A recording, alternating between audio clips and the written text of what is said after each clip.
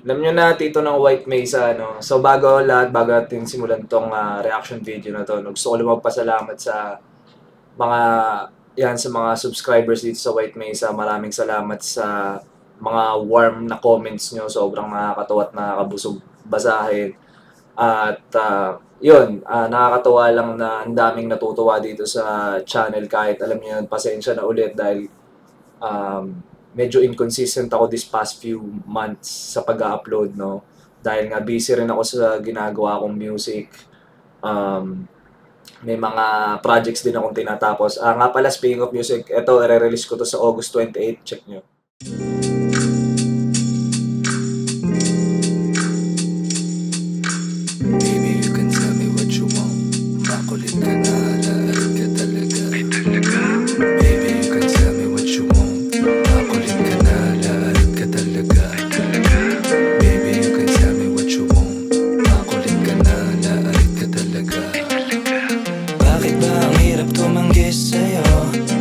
Gusto mo sunod agad sa'yo, yeah. Hirap humindi pagdating sa'yo. Di ko mapigilan ang damdamin ko, yeah. Bakit ba ang hirap tumanggi sa'yo? Lahat ng gusto. So kung nagustuhan nyo yun, nandun yung link sa comment section pati sa description box. Feel free to subscribe dun sa music channel ko kung gusto nyo yung mga music na ginagawa ko. Anyway, punta na tayo dito. Ang tagal ko rin hinintay ito. Ang tagal hindi naglabas ni Flo G ng kanta, no? I mean, ng music video na, kumbaga na solo niya. So, hindi ko na patatagalin. Title nito is 247, pero ano to 24/7, no? Ni Flo G. Okay.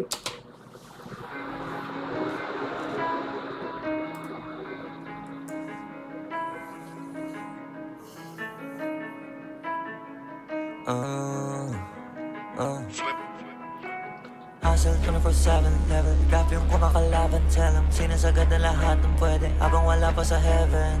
Dinadasal mo na sana mapunta sa hell. Paano yung tutuparin? Dinadasal ko na sana manalo ka rin. Hustle 24/7 level. Grab yung kumakalaban. Tell them sinasagad na lahat ng pwede habang wala pa sa heaven. Dinadasal mo na sana mapunta sa hell. Paano yung tutuparin? Dinadasal ko na sana manalo ka rin. Every day I pray. Bago natin tuloy ito, no? So, first time ko rin pinapanood itong music video. Nung nirelease yung album, no? Actually, wala pa rin akong actual time na pakinggan yung buong album. Pero isa to sa una ko narinig na kanta dun sa album. Which is, sa totoo lang, parang sa akin ito yung pinaka very Flo G na kanta. Balik ko lang konti. Paano yung tutuparin? Dinadasal ko na sana manalo ka rin. Every day I pray. Big wins para sa lahat. Blessings para sa salat. Make sense sa gumaganap. Failures para sa tamad. Yeah, fuck that. Paano aangat dapat kahit malasiling na yung limit. Sinasagad lagi ratatatat na aatat. Mga balaki mapagtapat-tapat. Iba rin talaga yung sipag nito ni Flo G. Natin yung sinabi niya dun na, alam mo yun, kumbaga si Flo G, tulad ng mga sinabi ko sa mga previous reaction video kay Flo G, no? Isa siya sa mga artist na nandun na siya sa superstar level, icon, legend level, living legend level na wala na siyang papatunayan pa sa music industry sa Pilipinas, no? Baga, pero kita nyo naman talagang hindi siya nagle-let up, hindi bumababa yung level of expectation sa kanya pagdating sa pagre-release ng mga kanta pati sa sarili niya, no? Na tulad nga na sinabi niya, kumbaga kahit ceiling na yung limit, kumbaga kailangan mong tagusin yung ceiling, parang gano'n. Wala, idol talaga to si Flo G. Sobrang consistent, sobrang lakas. I mean, nothing to say. Pakinggan na lang natin itong kanta. Mga balaki mapagtapat-tapat. Sila tinutodo ng sagad-sagad. Sinigalawang ko pa agad-agad. Doon lahat-lahat, tsaka-tsaga-tsaga lang. Kahit agdamag, palag-palag, walang talag. Kapag yung mga limitasyon nilalabag, ipagkumpara mo naman sa walang ganap. Sino yung babakat, sino yung tatatak? Mga panay sa bat o yung nagbabanat. Mga nagbabalak na di sumasapak. Mga sanay na lang, tumingala sa tap. Matulala kapag di ba kumita na ikaw, di ba naghahanap ng paraan para sa inaharap. Galingan natin kung wala sa ang ganda nung transition na yun. Shoutouts din sa sa visuals, no. Tulad nga na sinabi ko, hindi lang sa music, no, pati yung level and quality ng mga music video niya, ng mga visuals niya as time goes on.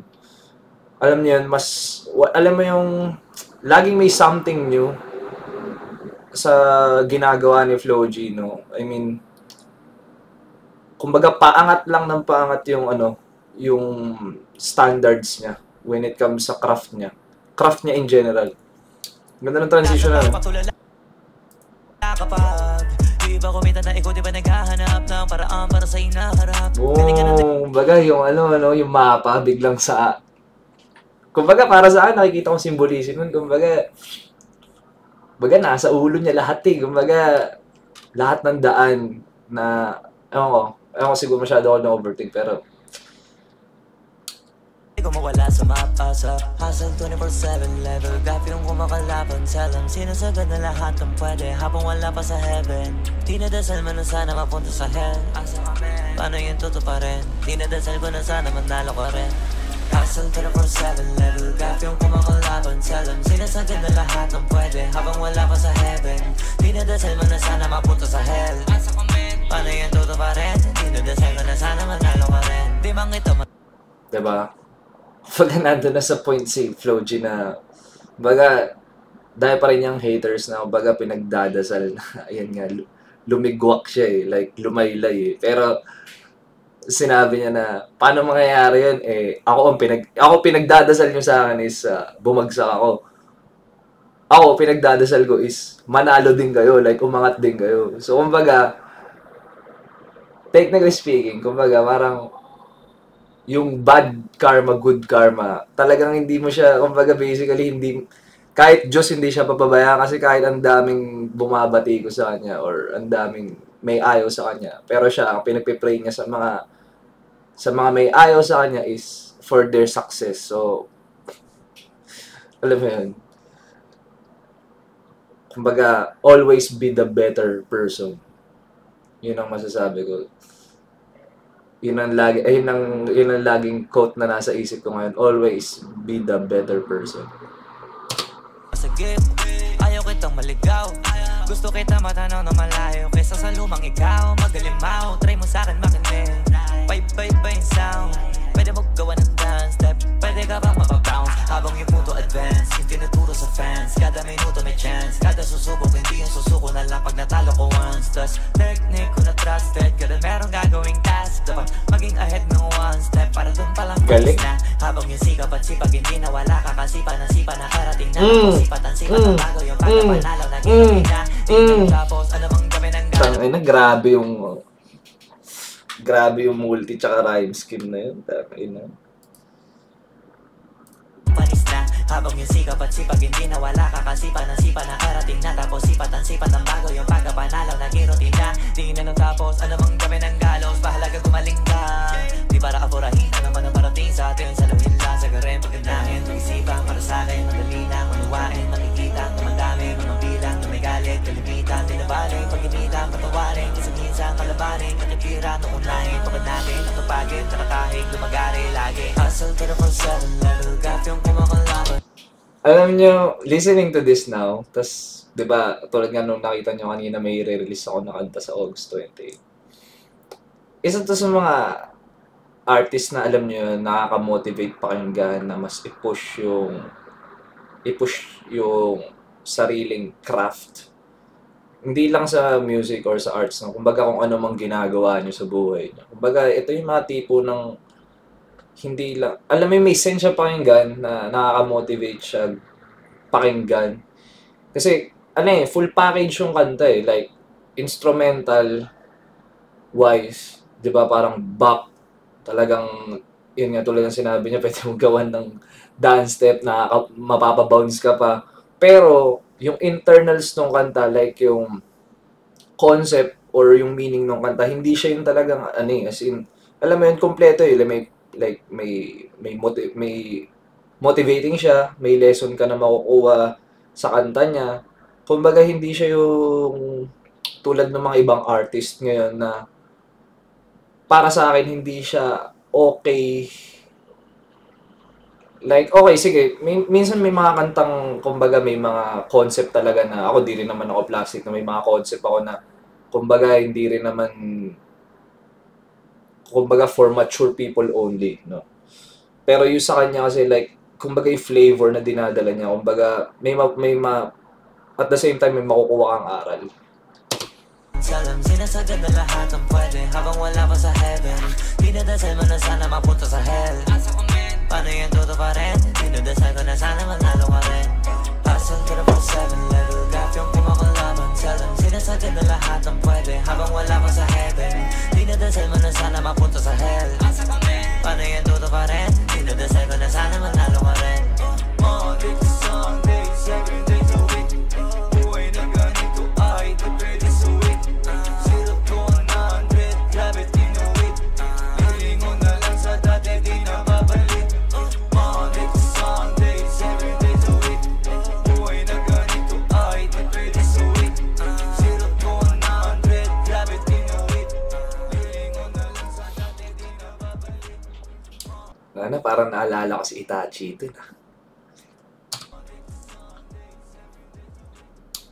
So yun guys, bago ang lahat, shoutouts muna sa mga taong involved dito sa project na to. Hindi lang sa music video, pati sa buong album, shoutouts sa lahat. Sobrang kudos, sobrang job well done. Alam niyo, wala na akong ibang masasabi pa kay Flo G. Ngayon na lang talagang nakaka-inspire lang talaga sa kanya kasi yung, alam niyo yun, all throughout the years, kumbaga hindi nawawala yung hunger niya sa laro eh. Yung hunger niya dito sa rap game, sa hip hop in general. Alam niyo yun, nandun pa din. Like sabi ko nga sa mga dati ko reaction video, yun yung mahirap maitawid ng isang artist, lalo na yung mga artist na napunta na sa certain level. Kumbaga ang hirap na hanapin ng consistency tsaka ng motivation para, alam niyo yun, mas gumawa pa ng mas matinding track or bagong kanta na mas, alam niyo yun, mas mahihigit or papantay dun sa nakaraan. Which is si Flo G, alam niyo yun, hindi ko alam kung sa show muhugot din ng inspiration niya, ng apoy niya sa passion niya. So, shoutouts talaga Flo G, isa ka talaga sa mga mga legends ng era na to. Walang makakapagtanggilan, walang makakapag-deny nun. Kahit yung mga haters mo, kaya nandiyan pa rin yung mga kasi hindi nila matanggap na na-achieve mo na yung limelight. Hindi, tapos ka na actually sa hindi, ayoko sabihin tapos na siya sa limelight kasi ito pa nga din siya, kumbaga nasa gitna pa rin siya ng bagyo eh, alam mo yun. So anyway, maraming salamat ulit sa subscribers, sa mga nagpo-follow sa akin sa mga iba pang social media platform. Maraming salamat. Abangan niyo yung kanta ko. Title na ulit is Bakit Ba featuring Young Echo, August 28, 8 PM. Subscribe kayo kung gusto niyo, walang pilitan. Same lang dito sa White Mesa. So, maraming salamat ulit. Kita-kits ulit sa next reaction video.